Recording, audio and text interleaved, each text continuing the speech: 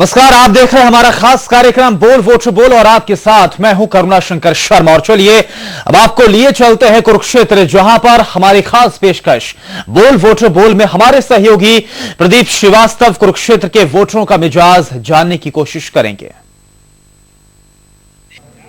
नमस्कार, मैं हूं प्रदीप श्रीवास्तव। बोल वोटर बोल में आप सभी लोगों का स्वागत है। हम अपने खास कार्यक्रम बोल वोटर बोल को लेकर इस वक्त हरियाणा की 10 लोकसभा सीट में सबसे चर्चित जो सीट है, जिसको धर्म नगरी के नाम से जाना जाता है, कुरुक्षेत्र लोकसभा सीट, वहां पर मौजूद है, जहां पे हमारे साथ तमाम पार्टियों के नुमाइंदे यहां पर मौजूद है। और इसके साथ साथ जो जनता जनार्दन है, जो इनके वोटों से जो नेता चुने जाते हैं, किस तरह का ये इस बार नेता चुनेंगे, वो जनता भी हमारे साथ यहाँ पर मौजूद है। सबसे पहले हम जनता के पास जाएंगे और उनसे बात करेंगे कि इस बार जब वो वोट डालने निकलेंगे तो किन मुद्दों को ध्यान पे रखेंगे, क्योंकि लगातार 10 सालों से यहाँ पे कांग्रेस का कब्जा है, लेकिन विकास के नाम पर ऐसा यहाँ पर कुछ भी नहीं हुआ, ये यहाँ के लोगों का कहना है। बताइए साहब, शुरुआत आपसे करते हैं। हाँ जी, कांग्रेस ने बहुत अच्छे काम करे जी। गिनवा दीजिए, आप 5 काम गिनवा दीजिए अच्छे काम। अस्पताल यहाँ पे नहीं बने, सड़कें यहाँ पर नहीं बनी, ठीक है, भ्रष्टाचार की बात सबसे ज्यादा यहाँ पर। आप कोई 5 काम अच्छे गिनवा दीजिए जो 10 साल तक रवि जिंदल जी रहे, 5 साल पहले उनके बंसीलाल जी के पार्टी से वो रहे, 15 साल तक आप लोगों का राज रहा। एक आप 15 साल में 15 काम की जगह 5 काम गिनवाइए। एक तो गरीब आदमियों से प्लाट दुआए जी, वो प्लाटों की रजिस्ट्री नहीं होती, हो ही है जी रजिस्ट्री उनकी। और जी गलियां आरसीसी बनाई है, सारी टोटली गलियां आरसीसी बनाई है। गरीब आदमियों को अनाज दिया गया है और गरीब आदमियों को रोजगार दिया गया है। और कोई पार्टी हमने ऐसी नहीं लगी आज तक जिसने गरीब आदमी को रोजगार दिया। काफी आए गए हम हुए यहां से, पर कांग्रेस ने गरीब आदमियों के बच्चे काफी तादाद में लगाए हैं। और नवीन जी के तो विकास इतने है जी, गिनवाने में पूरा वक्त लग जाएगा, इन भाइयों का नंबर कोई नहीं पड़ेगा। पिछले विधानसभा में सिर्फ 3 सीट क्यों रही आपके पास 9 में से? ऐसा है जी, 3 सीट भी काफी है। काफी है। हम बीजेपी के पास चलेंगे, सबसे पहले बीजेपी से पक्ष लेंगे। आयाराम गयाराम बता रहे हैं और लगातार 15 साल से यहाँ की जो जनता है वो आपके बीजेपी पे भी विश्वास नहीं कर रही। भ्रष्टाचार की बात करते हैं, माफ कीजिएगा, भ्रष्टाचार की बात करते हैं, सारी बात करते हैं। धूमल जी आप हमारे साथ हैं। 15 साल से जो कुरुक्षेत्र की जनता है वो आपके ऊपर भी ट्रस्ट नहीं कर रही है। देखिए, जहां तक कुरुक्षेत्र का सवाल है, पिछले 10 साल से तो सांसद नवीन जिंदल जी हैं, 10 साल से हुड्डा जी मुख्यमंत्री हैं। तो ये पता नहीं भाई साहब कांग्रेस की कौन सी गोली खाकर आए हैं जो इतना बुरा शासन भुगत कर भी ये कह रहे हैं, तो बड़ा दुर्भाग्यपूर्ण है।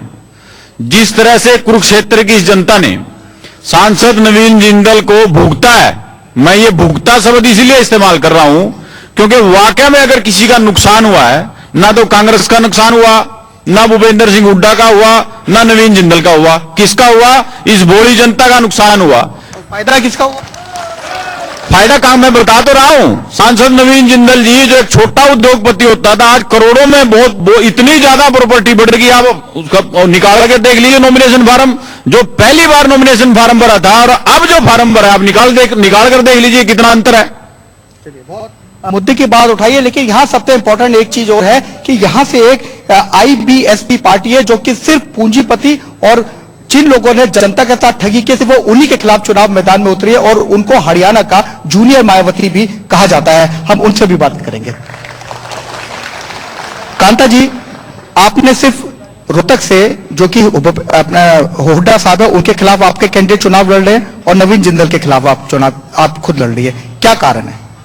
इसका एक ही कारण है कि जिस समुदाय से मैं संबंध रखती हूं, उस समाज के वोटों को कांग्रेस ने हमेशा यूज किया है वोट लेने तक। जब सत्ता आ जाती है उसके बाद गरीब समाज की कोई जाते नहीं पूछता। इसलिए मैं सोचती हूं कि लड़ाई करो तो शेर से करो, गिद्दड़ से नहीं। और मैंने एक हरियाणा के नहीं पूरे देश के पूंजीपति के खिलाफ पर्चा यहां दाखिल किया है।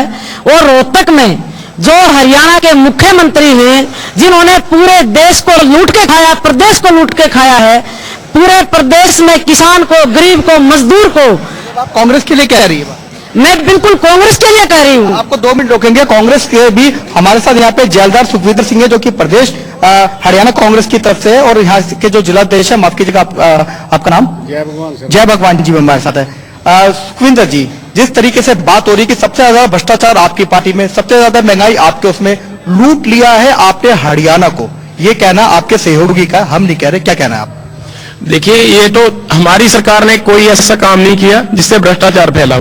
हमारे से पहले भ्रष्टाचार नहीं था, हमने तो बहुत फैला है। कांग्रेस में जितना भ्रष्टाचार फैला उतना कहीं नहीं फैला। आप बताइए किसने भ्रष्टाचार किया है? आप राजा जी को देख लीजिए, आप अपने सुरेश अलमाड़ी जी को देख लीजिए। हमारी सरकार में जिसने भ्रष्टाचार किया है उसको हमारी सरकार ने सजा भी दी है। देखिए, बीजेपी के अंदर कितने भ्रष्टाचार हुए हैं। बीजेपी ने शुरू में सरकार बनाई 1990-80 में, ये 1999 में INLD के साथ ये अलायंस में आए और 6 साल तक ये सरकार में रही। इन्होंने क्या किया, देश में सारी जनता को लूट के खा लिया। पेंशन सिर्फ 200 रुपये दी, आज हमारी सरकार में 1000 रुपये पेंशन मिल रही है। एक यहाँ पे वृद्धा पेंशन जो है, 1000 रुपए में कोई चला सकता घर क्या? गरीब आदमी के लिए 1000 रुपए श्रीमान जी बहुत बड़ी अमाउंट होती है। वही बात कर दी कि जैसे 5 रुपए में आप खाना खा सकते हैं भरपेट, यानी 1000 रुपए में आप परिवार चला सकते हैं। कि जिस आदमी ने 200 रुपए मिलते हैं, हमारी गैर लगती स्टेट है गुजरात, जिसका मोदी मॉडल लोग कहते हैं, वहां पर 300 रुपए पेंशन है और यहाँ पर 1000 रुपए पेंशन है, तो 700 रुपए का बहुत बड़ा डिफरेंस है। मोदी लहर है हरियाणा में। सम्मानित अपनी सम्मानित बहन का बहुत स्वागत करता हूं कि जिसने हमारे लोकप्रिय सांसद और भावी सांसद को शेर कहकर पुकारा, इसके लिए मैं अपनी प्रिय बहन कांता अलेड़िया जी का धन्यवाद करता हूं। यदि मोदी की लहर होती तो आज जो लोग 2-3 दिन पहले पार्टी ज्वाइन करें और उसको टिकट दें, जो पहले से कमिटमेंट थी कि करनाल सीट हजका की है उसको सरसा में पलट दें, तो इससे कहां है मोदी? यदि मोदी की लहर होती, मोदी की लहर की बात है। लेकिन सबसे पहले हम जनता जनार्दन से बात करेंगे और एक बारी ग्रीनफील्ड पब्लिक स्कूल, जहां पे इस पूरे कार्यक्रम का आयोजन किया जा रहा है, शिक्षा के क्षेत्र में बहुत अच्छा स्कूल ये बताया जा रहा है। आप शिक्षा के क्षेत्र से है, एजुकेशन हब बनाने की बात हुई थी कुरुक्षेत्र को, धर्म नगरी है, लेकिन धर्म नगरी के नाम पे राजनीति सब कर रहे हैं, लेकिन धर्म कर्म के नाम पे कोई भी नेता बढ़ चढ़ के आगे नहीं आता है। क्या कहना है, शिक्षा हब आपका ये बना नहीं? शिक्षा हब तो सरकार की कोशिशों से बनती है। कुरुक्षेत्र एक ऐसा स्थान है जहां पर कोई भी लीडर इस शहर की पूरी तरह से डेवलपमेंट नहीं करना चाहता था। और चलिए फिलहाल यहां पर वक्त हो चला है एक बहुत छोटे से ब्रेक का। हमारा खास कार्यक्रम बोल वोटर बोल लगातार जारी है। जो लचर व्यवस्था रही हो, लेकिन अपनी तरफ से जो है उन्होंने तकरीबन 2 और 3 ऐसी मोबाइल वैन्स बनाई है जो गांव-गांव में जाकर कम से कम उन गरीबों का दर्द दूर करती है जो अस्पताल तक नहीं पहुंच पाते हैं। क्या इसके बारे में राय है, लोगों से पूछेंगे। भाई साहब, नवीन जिंदल जी ने जो ये बनाए हैं, घर घर पे जो गाड़ियां जाके लोगों का स्वास्थ्य जांच कर रही है, क्या कहना है इस पर आपका? ये एक NGO है जिसके तहत ये काम करते हैं और जो भी बिजनेसमैन होता है उसकी 2% उसने पब्लिक के अंदर लगाना होता है, उस पैसे को सेव करने के लिए ये NGO चलाया जाता है। बाकी कुछ नहीं है, विकास कुछ नहीं है। विकास कुछ नहीं है, लेकिन कई लोगों से जब हमने बात की तो विकास की बात कर रहे थे। आप बताइए भाई साहब। देखिए, ऐसा है कि नवीन जिंदल जी कुरुक्षेत्र से सांसद बन के जाते हैं, वो अपने उद्योग चलाने के लिए सांसद बनते हैं। छत्तीसगढ़ में उद्योग चलाते हैं, पूरे देश में उद्योग चलाते हैं, विदेशों में वो व्यापार करते हैं। कुरुक्षेत्र में पिछले 10 सालों से ना केंद्र में उनकी सरकार थी, 10 के 10 साल कोई रोजगार की व्यवस्था यहां नहीं हुई। प्रदेश में 10 के 10 साल इनकी सरकार थी, कोई रोजगार की व्यवस्था यहां नहीं हुई। जहां तक शिक्षण संस्थानों की बात है, आप खुद देख रहे हैं कि आप प्राइवेट निजी संस्थान के अंदर ये कार्यक्रम कर रहे हैं। अगर हमारे यहां सरकारी संस्थान अच्छे होते तो आप सरकारी संस्थानों में देखते। इसके अलावा यहां की स्वास्थ्य की दृष्टि देखिए आप। स्वास्थ्य के क्षेत्र में कम से कम अभी तक किसी सांसद को हमने ये नहीं देखा कि गांव-गांव वो कर रहे हैं। आपके पास जिंदल साहब ने यहाँ एक काम बहुत अच्छा किया है। जितनी भी कुरुक्षेत्र, पेवा, कैथल, लाडवा में प्राइम लोकेशन पर लैंड्स थी, वो सारी कैप्चर करके वहां पर जिंदल पार्क के नाम से वो जमीनें कैप्चर कर ली हैं और वो आने वाले समय में जब MP नहीं रहेंगे तो उसमें शॉपिंग मॉल्स और एक्सेट्रा बनाकर वो अपने नाम से बेचेंगे। बिल्कुल, इस पर एक बारी कांग्रेस से प्रतिक्रिया दे देते हैं कि जो जनता है इनको जिंदल साहब के द्वारा काम किए जो है उन्हें नहीं दिख रहे, कांग्रेस ने जो विकास कार्य करे हुए नहीं दिख रहे, हालांकि काफी परिवर्तन है। आपका क्या कहना है? कांग्रेस ने किसानों का 70,000 करोड़ का कर्जा माफी किया, इनको नहीं दिखता। कांग्रेस ने 10 साल के विकास में, देख लिए 10 साल के विकास में इंटरलॉकिंग रोड्स लगाई। कांग्रेस ने क्या नहीं किया? INLD के सरकार के टाइम में बिजली नहीं होती थी, आज हमारी सरकार के टाइम में इतनी बिजली फ्री है, सरप्लस है, हर जगह विकास है। आप एक अंबाला से लेके फरीदाबाद तक या गुड़गांव तक देखिए, विकास की गंगा बह रही है। अब इनकी सरकार में इनको पूछिए, इनके इनके मुख्यमंत्री जिस अलायंस में ये थे, इनके मुख्यमंत्री ने 3200 भर्तियां नजायज की, आज वो 10 साल की सजा काट रही है। और ये उसको ये आज हमारी सरकार ने 10 साल की सजा के चौटाला साहब को हुई है, इस पर आपका क्या कहना है? और कांग्रेस का नहीं, सब लोगों का कहना है कि इन लोग जो है कुछ नहीं कर सकते इस बार, इसीलिए भाजपा ने भी इस बार आपका साथ नहीं दिया। सोनिया गांधी के जमात वाड्रा जी को बचाने के लिए यह सारी सियासत रची गई है। वो आदमी जिसने नौकरियां दी और साफ जजमेंट में है। नौकरी क्या दी है? सबसे ज्यादा जो विकास हुआ है वो चौटाला जी का हुआ है। चौटाला जी की जो संपत्ति थी, अकूत संपत्ति उन्होंने अर्जित की, जिस कारण कड़कड़डूमा दिल्ली में उनका खिलाफ केस चल रहा है। सबसे ज्यादा विकास अगर नेताओं में किसी ने किया है तो आपके चौटाला जी ने किया है। शायद आपको नहीं मालूम, सरसे के बीच में 2 ही परिवार सबसे बड़े परिवार होते थे, जैसे आज जिंदल परिवार को कहते हैं, चौधरी देवीलाल जी वाला परिवार और गनेरी वाला परिवार।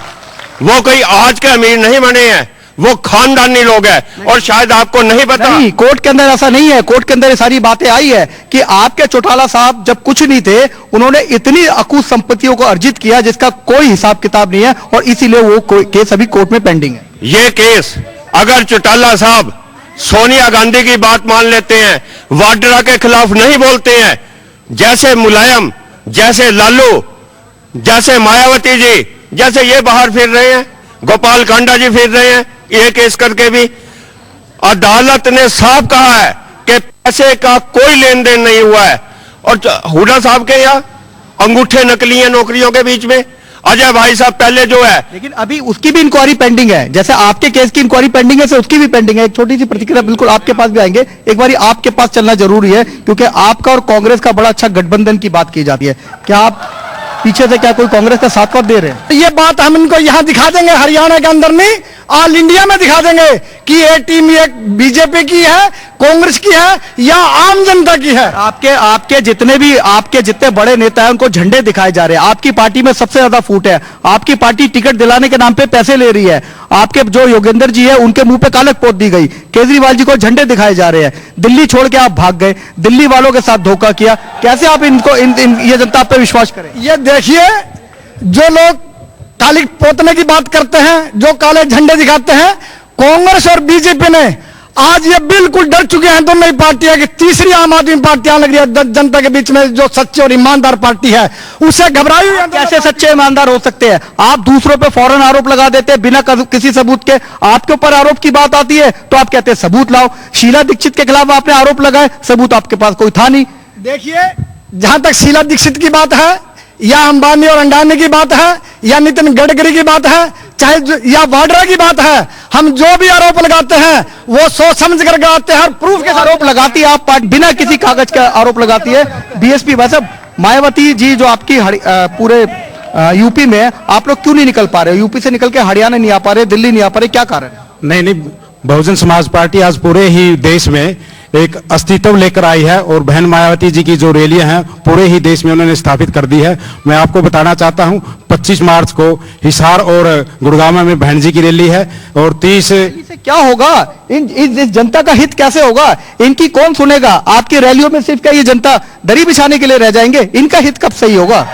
बहुजन समाज पार्टी के साथ 85 करोड़ इस देश की जनता है जो पूंजी वंचित लोग हैं, और जरूरी नहीं है बहन जी हर घर में जाए।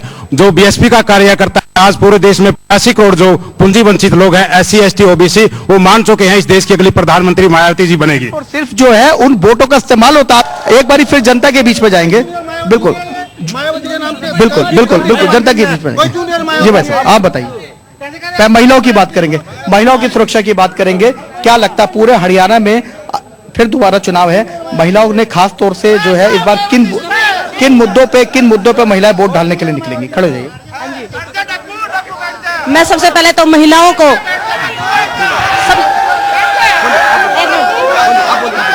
सबसे पहले महिलाओं की सुरक्षा के लिए बोलूंगी कि महिलाओं को सुरक्षा चाहिए। और रही बात आलड़िया जी की, अगर वो मायावती है तो मायावती के साथ आइए, हमारे साथ आइए, हमारे साथ जुड़िए। वो कैसे कह सकते हैं वो जूनियर मायावती जी हैं? हम हर उदाहरण पे बात हो रही है, आप अन्यथा न ले जाए, अपने ऊपर न ले जाए। नहीं दे सकते आप। हम इतना संघर्ष करते हैं, फील्ड में जाते हैं, उनको कैसे मायावती जी बना? हमारी पार्टी से अलग है, या तो हमारे साथ है तभी वो मायावती जी कहलाने का हक है, नहीं तो अन्यथा। बिल्कुल बिल्कुल बिल्कुल। भाई साहब आप बताएं। जो सारे समाज को बेचकर चली जाती है, हमारी जो सुप्रीमो है ना, वो ऐसी मायावती तो बनना नहीं चाहती जो पूरे समाज को, पूरे हरियाणा को बेच के चली जाती है। यूथ जो है, यूथ इस बार जो निकला है और यूथ के ऊपर सबसे ज्यादा जो वोटर है इस बार यूथ वोटर है और इसके ऊपर सब पार्टियों की निगाह टिकी हुई है। सबसे बड़ा मुद्दा है भ्रष्टाचार का और बेरोजगारी का। जितने ये युवा साथी हैं ये आईबीएसपी की शरण में आए हैं। क्यों आए हैं? क्योंकि इनको नौकरी नहीं मिली, इसलिए आईबीएसपी की शरण में आए हैं। रोजगार एक साधन है। हमारे साथ राहुल गांधी ब्रिगेड से भी हमारी राष्ट्रीय प्रवक्ता आई हुई है, उनसे भी बात करेंगे। राहुल गांधी के यहाँ से भी आए हुए हैं। आप राहुल गांधी ब्रिगेड कांग्रेस से है और सोनिया जी आप राष्ट्रीय प्रभारी है, मीडिया प्रभारी। आप बताइए कि राहुल गांधी का कोई फैक्टर हरियाणा में काम कर रहा है? जी जरूर कर रहा है। राहुल गांधी अभी युवाओं को 50% दिलाने की बात करे कि मैं युवाओं के हक के लिए लड़ूंगा। और रही बात, विपक्ष कभी नहीं चाहता महिलाएं 50% राजनीति में, लेकिन राहुल गांधी जी 50% महिलाओं के हक के लिए लड़ रही हैं। क्या इसके लिए क्या महिलाओं के ऊपर इतने अत्याचार हो रहे, इतने बलात्कार हो रहे हैं और महिलाओं की तो क्या ऑल इंडिया लेवल पे कोई सुनवाई नहीं है? क्या राहुल ईडी ये काम कर सकती है? दिल्ली में क्या न्याय दिलवाया इन लोगों ने? सारी सारी रात हम लोग सड़कों पे पड़ रहे, क्या न्याय दिलवाया इन्होंने? और ये क्या कर सकते हैं? देखिए देखिए बहुत सारे कानून बने हैं, ऐसी बात मत कहिए। बहुत से कानून बने नहीं, कानून बने हैं, कानून तोड़ने की बात हो। एक मिनट, नवीन जिंदल ने कुरुक्षेत्र का नाम एक बार और रोशनी इसलिए किया कि 52,000 करोड़ रुपए का जो घोटाला कोयले का किया वो पूरे देश में सबसे पहले और सबसे ज्यादा नवीन जिंदल ने किया। और नंबर 2 बात जो यहाँ पर ये कोर्ट में पेंडिंग कहते हैं, इस बारे में बात नहीं करें। जो मामले कोर्ट में पेंडिंग है उस पर डिस्कस नहीं करें। एक मिनट, दूसरी बात, एक सेकंड यार, दूसरी बात, जितनी ये पार्टियों के और लोकसभा के जो कैंडिडेट है ना, मेरी बात सुनो एक मिनट, जो लोकसभा के कैंडिडेट हैं वो सारे प्रो नवीन जिंदल हैं। ये जो बीजेपी कैसे हो सकता है? यहाँ पे बीजेपी से है, अन्य पार्टियों से प्रो कैसे हो सकता है? राजकुमार जी भी पीछे कुछ दिन पहले दूसरी पार्टी से गए, पहले किसी और का टिकट, अब वो पैसे लेके ना नवीन जिंदल यहाँ उसको लेके आए राजकुमार सैनी जी को।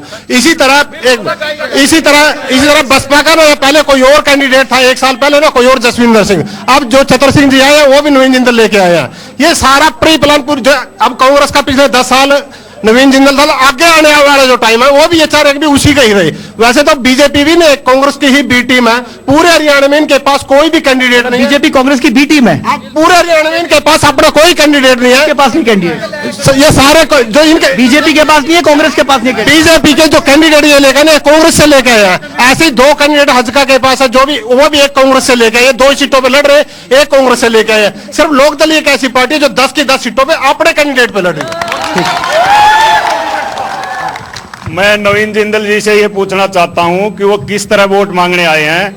उनने कोई भी यहाँ पे हॉस्पिटल बनाया हो, कोई भी कॉलेज बनवाया हो, कोई भी सड़क बनवाई हो, एक मिनट, और दूसरा लूटने का काम करा है। गरीब जमींदारों की जमीन सस्ते भाव में खरीद के प्रतापगढ़ में कई सौ एकड़ जमीन औद्योगिक नगरी का नाम देके खरीदी थी और आज वह अपने यूज के लिए छोड़ दी है। अगर आपके तो कांग्रेस के प्रति गलेंगे। एक मिनट, जनता की बात का जवाब दीजिए। ऐसा है, जो मेरे साथियों ने कहा कि लोकदल बाहर से कैंडिडेट नहीं लाई, जो बहुजन का कैंडिडेट था जाकिर हुसैन, वो पहले बहुजन का कैंडिडेट था, अब इनेलो का कैंडिडेट है। और जो यहां से बलबीर सैनी है, मैं 1 मिनट लेता हूं। आज तक इतिहास रहा, पहले इंडियन नेशनल लोकदल ने माननीय श्रीमान मनोहर लाल सैनी को एमपी बनाया, वो चला गया। उसके बाद बहन क्लासो चली गई, वो चला गया। और बलबीर सैनी भी बीजेपी से आके ये कहते नहीं आया। दूसरी बात, नवीन जिंदल जैसा आदमी जिसने अपने निजी कोष से, जो साथी ये बात करते हैं वो एनसीआर की जमीन है, वो किसी औद्योगिक नगरी की जमीन है, रिकॉर्ड की बात है। तो नवीन जैसा सांसद ना होगा, ना हुआ, ना के होगा इस देश के लिए। ये बात सही है कि मोदी के राज में, लेकिन ये बात सही है कि मोदी के राज में भी कई किसानों ने आत्महत्या की। ये बात भी सही है कि मोदी के राज में भी किसानों ने आत्महत्या की। अरे किसानों की जमीन हड़प ली मोदी ने। पंजाब से किसान गए जिन्होंने बंजर जमीन को वहां पे उपजाऊ बनाया, आज मोदी ने उस जमीन को हड़प लिया। अमित शाह उनके अंदर है, जिसको उन्होंने मीडिया प्रभारी बनाया, यहाँ का उन्होंने उत्तर प्रदेश का प्रभारी बनाया। मोदी के शासन में ये मोदी क्या लगा रखा है आपने? हर बात में मोदी के आगे आपको कुछ नहीं दिखता। हमने क्या करा? मोदी हरियाणा, हम तो कांग्रेस का भी पक्ष रखते हैं। गुजरात के मुकाबले हरियाणा नंबर 1 है। हरियाणा में 1000 रुपए पेंशन मिलती है और गुजरात में 300 रुपए पेंशन मिलती है। वहां का किसान आत्महत्या कर रहा है, हरियाणा का किसान खुशहाल है। हरियाणा में ये भी एक बहुत बड़ा इशू है कि जहां पे मोदी मॉडल्स है वहां पे सिर्फ 300 रुपए पेंशन मिल रही है। और बिल्कुल, आप बताइए, आप बताइए। लाखों करोड़ रुपया अपना बटोर लेते हैं और हमें जो है ना हजारों दे देते हैं और हम बिक जाते हैं। हमारी बुद्धि भ्रष्ट हो रही है। हमें समझना पड़ेगा कि हम किस सही उम्मीदवार को वोट दें। मैं तो इस संबंध में प्रजातंत्र में राष्ट्रपति प्रणाली को पसंद करता हूं, संसदीय प्रणाली में सबसे अहम बात की वोट दे, संभल के दे, कैंडिडेट को देख के वोट दे। जी बताइए। अभी सभी पार्टियां बात कर रही हैं बेरोजगारी दूर करने की, युवाओं को रोजगार देने की, लेकिन मैं आपको बता देता हूं जो भी हरियाणा में राज रहा हो, लेकिन हर राज्य के अंदर इंटरव्यू राज रहा है। कहीं भी बच्चे की पोटेंशियल, युवा की पोटेंशियल के अनुसार उसको नौकरी नहीं मिलती। और रही कुरुक्षेत्र सीट की बात, मैं आपको बता देता हूं कुरुक्षेत्र जो सीट है इसके अंदर 9 विधानसभा सीट है और 9 की 9 विधानसभा सीटों के जो लोग हैं वो खेती पर निर्भर करते हैं। तो एक ऐसा नेता चाहिए कुरुक्षेत्र लोकसभा को। पहले तो बहला फुसलाकर नवीन जिंदल को वोट दे दिया गया है। अब बहला फुसलाकर तो नहीं दिया जा सकता। लगातार 10 साल से जो सांसद है आप लोग यहाँ पर है, लेकिन झूठ बोल के कैसे हो सकता है? झूठ एक बार हो सकता है, झूठ 2 बार हो सकता है, झूठ 3 बार नहीं हो सकता ना। हाँ, झूठ तीसरी बार नहीं होगा। तीसरी बार उनके पिताजी थे ना। अब की बार क्या हुआ कि पिटा हुआ वही हुक्म का सिक्का बीजेपी ने भी वही यूज किया। बिजनेसमैन को टिकट दिया है और नवीन जिंदल भी बिजनेसमैन को टिकट दिया है। नहीं तो बिजनेसमैन के खिलाफ अगर बिजनेसमैन को उतारना कोई और बात नहीं है। बताइए, आप बताइए भाई साहब।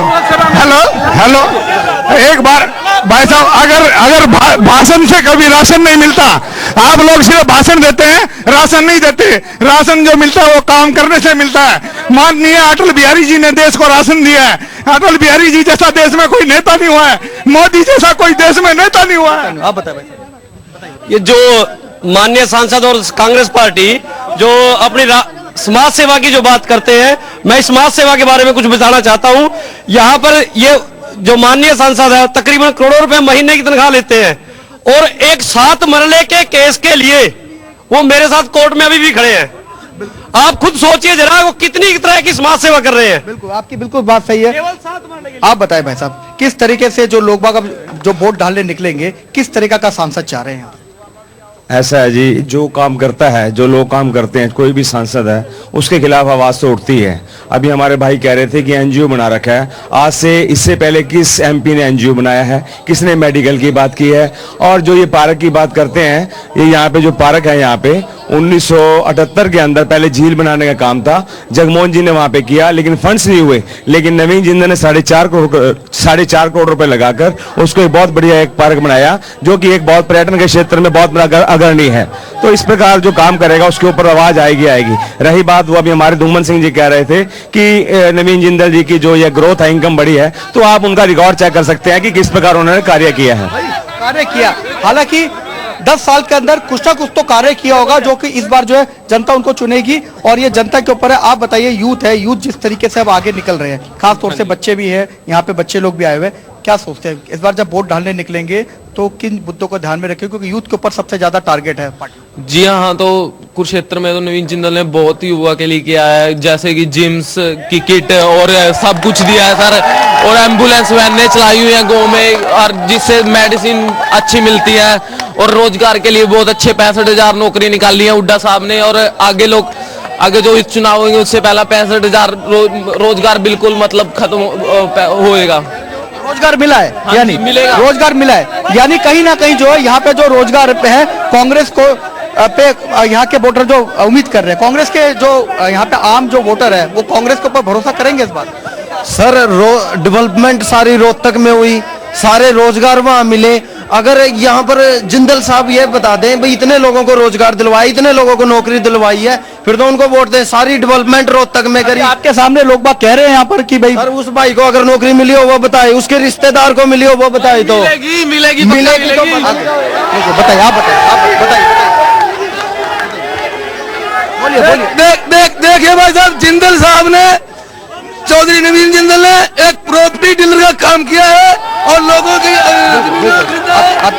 मुद्दे की बात करेंगे, मुद्दे की बात पे चलेंगे। आपके पास जिंदल लड़े की पूछा भाई सारी बात और आप लड़े मत, आप लड़े नहीं, आप बताइए।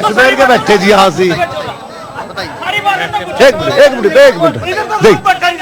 यार, देखिए हम कांग्रेस को वोट कैसे दें?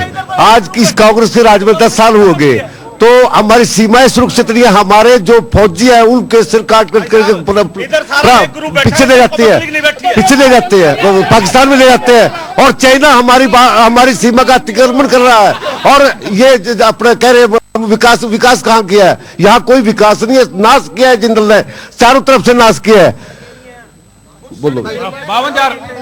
नवीन जिंदल जी का यहाँ पे कुछ भाई कह रहे थे कि उसने एनजीओ बना दिया, उसने 4 करोड़ रुपए लगा के पार्क बना दिया। कोई ये तो देखे ना, उसने 56,000 करोड़ रुपए हमारे देश के आम जनता के खा लिए। अगर उस पैसे में से उसने अगर सागर में से 4 बूंदे निकाल लो, सागर को फर्क नहीं पड़ता। ये इस देश की जो सोने की चिड़िया कहलाता था, उसको लूट के और हमारा पैसा हमारे पे फेंक के एहसान गिना रहे हमारे पे। नवीन जिंदल सबसे बड़ा चोर है आज की डेट में। देखिए, किसी भी अपशब्दों का प्रयोग नहीं करेंगे। अगर किसी ने अपशब्द का किया है तो उसके लिए हम माफी चाहते हैं। आप अपशब्दों का इस्तेमाल नहीं करेंगे, आप संयम रखें, आप अपशब्दों का इस्तेमाल ना करें, आप किसी भी तरह के अपशब्दों का इस्तेमाल नहीं करेंगे आप। हाँ बताइए। मैं जो कहना चाहता हूँ, कुरुक्षेत्र का सांसद शराफत का चोड़ा ओटे हो, लेकिन सबसे तगड़ा भूमि माफिया कुरुक्षेत्र। बिल्कुल भूमि माफिया। आप बताए बोलिए। मोदी के पास तो जी कोई कैंडिडेट नहीं है, 8 कैंडिडेट उधारे लिए कांग्रेस से, 8 कैंडिडेट उधारी में लिए हैं। और वो जब ऐसा होगा अब्बल तो वो बन नहीं सकते, उनमें से कोई एक आधा बन भी गया तो वो कांग्रेस को कैसे भूल जाएगा? वो वापसी कांग्रेस में आएगा। क्यों लगाए जाते हैं? आप लगाते रहिए आरोप, कोई बात नहीं। आप लगाते रहिए आरोप। आप ये मीडिया फिर दबाने की कोशिश कर रहा है हमारी पार्टी के बाद। इस बार क्या यहाँ की जनता इलेक्शन में काफी मत से जीतेगा, काफी मत से, बहुत बड़े मत से जीतेगा। नवीन जिंदल जिंदाबाद, नवीन जिंदल जिंदाबाद। आप बताइए अंकल जी, आप बताइए। शॉर्ट। अच्छा, मैं हूँ गरीब समाज से, बाजीगर समाज से। ये तो हमारा खास कार्यक्रम बोल वोटर बोल। कल हम आपको दूसरे संसदीय लोकसभा में लेकर चलेंगे और फॉर रियल न्यूज की अपील है कि ज्यादा से ज्यादा संख्या में निकले और वोट दें। सीधा हम आपको ले चलते फॉर रियल स्टूडियो, जहाँ आप देश और दुनिया की बातें करके देख सकते हैं। और चलिए फिलहाल इसी के साथ हमारे खास कार्यक्रम बोल वोटर बोल में इतना ही। नमस्कार।